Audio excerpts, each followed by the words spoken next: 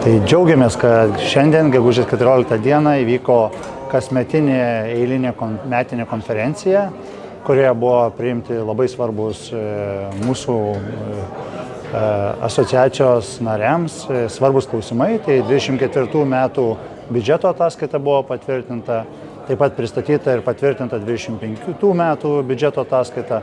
Prezidento ataskaita buvo patvirtinta už 24 metus ir už visą veiklą. Taip pat mūsų nauji asocijuoti nariai pasisakė, kokios jų problemos ir kokie lūkesčiai iš asociacijos. Buvo pristatytas nariams mūsų naujas logo ženklas ir jo identitetas.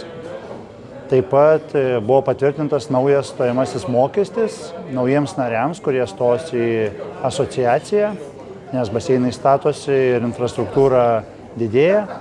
Pristatytą vizualinį identitetą pateiksime bendruomeniai ir plačiai visuomeniai netrukus, tai trupučiuką kantrybės.